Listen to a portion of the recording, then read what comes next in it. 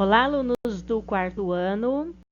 Vamos para a nossa 13ª semana da aula de História. E hoje nós vamos iniciar com o primeiro reinado.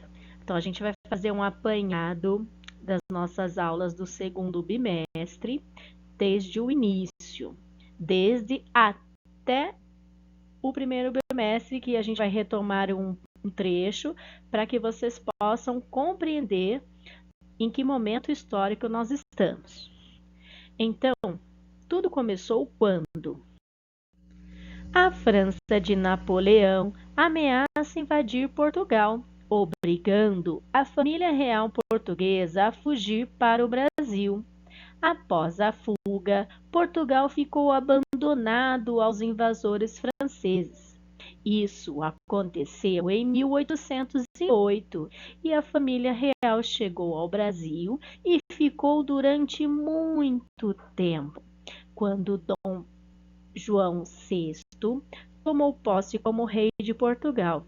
Foi aí que, em 1821, o rei voltou a Portugal, levando consigo deputados brasileiros que fariam parte das Cortes de Lisboa, uma Assembleia Constituinte. No entanto, deixou seu filho mais velho, Dom Pedro, como regente do Brasil. Dom Pedro deveria representar o governo do pai que, após 13 anos, deixava o Rio de Janeiro.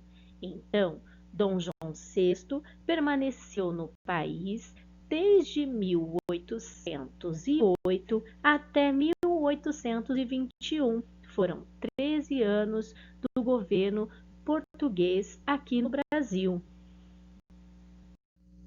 A corte portuguesa não aprovou essa atitude do rei de deixar Dom Pedro como príncipe regente no Brasil e passou a exigir mudanças quanto à relação do governo português com o Brasil. Então, passaram a exigir que Dom Pedro I voltasse para Portugal. Foi aí que, em 9 de janeiro de 1822, Dom Pedro decidiu pela permanência do Brasil. Se for para o bem de todos e felicidade geral da nação, diga ao povo que fico. E esse dia ficou conhecido como Dia do Fico.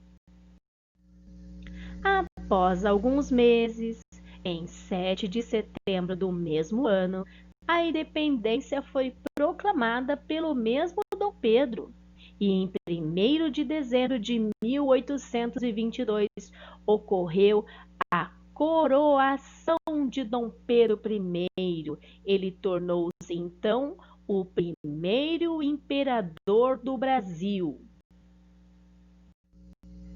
Aqui, nesta imagem, vocês podem ver a coroação de Dom Pedro I em 1º de dezembro de 1822.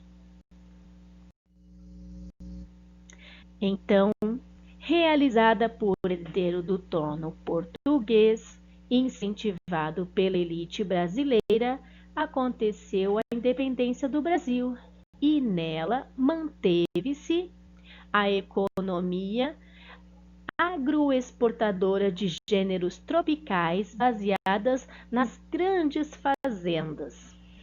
A monarquia continuou absolutista, ou seja, era toda voltada para a figura do imperador. Então, ele era o soberano.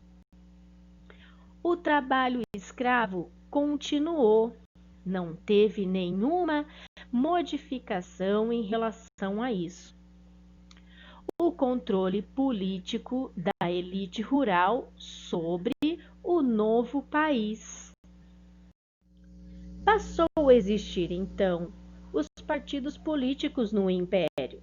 A independência criou um clima de enorme disputa entre as forças políticas do recém-criado Império Brasileiro. Esses grupos se organizaram em dois partidos, de políticos diferentes, o Partido Brasileiro e o Partido Português, dentro do nosso país. Foi então necessário redigir a primeira Constituição brasileira, em 1824. Nela, a monarquia constitucional e hereditária permaneceria. Então, o poder passaria de pai para filho. Um regime unitário, onde todo o poder ficaria nas mãos do governo central. Pelo poder moderador, o imperador era o soberano. A união entre a Igreja Católica e o Estado, o voto censitário, que era para um pequeno grupo de pessoas que tivessem um valor aquisitivo de, no mínimo, R$100.000 para que pudesse votar. E passou a existir os 4 poderes: moderador, executivo, legislativo e judiciário. O poder moderador, então havia um Conselho de Estado e aqui os outros 3 poderes: legislativo, que é o Senado e Câmara dos Deputados, o executivo, o presidente das províncias, ou seja, os governadores, e o judiciário, o Supremo Tribunal de Justiça. Observem que, nesse caso, o executivo do país ficava com os governadores. Nos dias atuais, o executivo do nosso país fica na figura do presidente.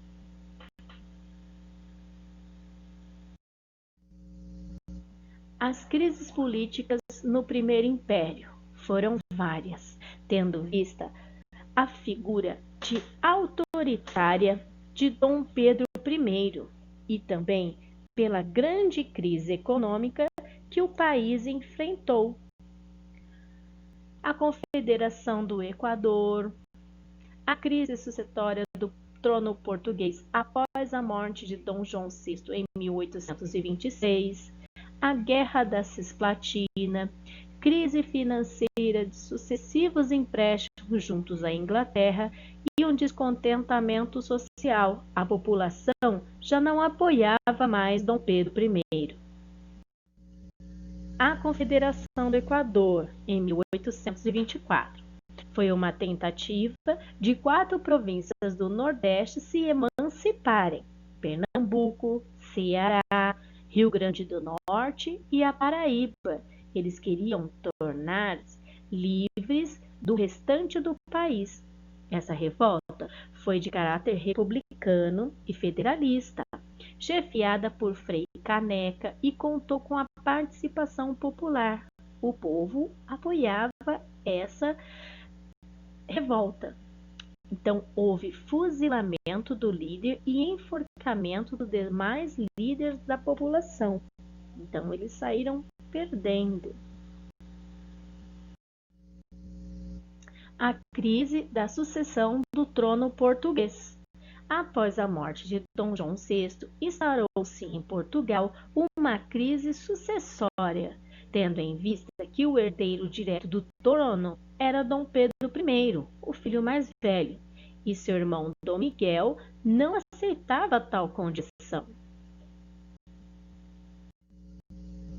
Depois veio a Guerra da Cisplatina, em 1825 até 1828. Essa disputa entre Brasil e Argentina pelo território da Cisplatina, que havia sido anexado por Dom João VI como uma província do Brasil, e hoje é o atual Uruguai. Ao fim desta guerra, o Uruguai, com a ajuda da Inglaterra, tornou-se independente e agora ele é um país. A crise política e econômica. Por outro lado, mesmo com a diminuição de arrecadação, os gastos da corte do Império não diminuíram, o que provou um resultado catastrófico para a economia brasileira do período. Deste modo, uma forte tensão começou a existir entre os 2 lados opostos. De um estava o governo central, que buscava buscava se manter enquanto Estado-nação, e de outro, os governos locais das províncias, que já estavam cansados de arcar com os pesados custos do funcionalismo e do exército, que ainda contavam com membros da corte portuguesa ou até mesmo ingleses. Dom João VI morreu em 10 de março de 1826 e, a partir daí, a oposição ao governo de Dom Pedro I aumentou ainda mais, visto que o mesmo era o imperador do Brasil e, ao mesmo tempo, sucessor do trono em Portugal, o que poderia gerar a união das duas coroas. Essa possibilidade não agradava a Portugal, que temia o enfraquecimento do país, mas também não agradava os brasileiros, que não queriam ter prejuízos em sua emancipação política. Deste modo, Dom Pedro I foi ganhando cada vez mais repulsa dos representantes políticos daquele período, pois, como esses eram em sua minoria pertencente às elites, estavam insatisfeitos com o excesso de poder do imperador, bem como temiam qualquer outra tentativa de recolonização e por isso repudiavam cada vez mais o envolvimento do governo com os assuntos de Portugal. Os brasileiros temiam que o país, nosso Brasil, voltasse a ser colônia de Portugal. Outro ponto que desagradava a elite rural eram os tratados comerciais que o Brasil havia assinado com a Inglaterra em 1827, nos quais se comprometia a abolir o tráfico de escravos até 1830.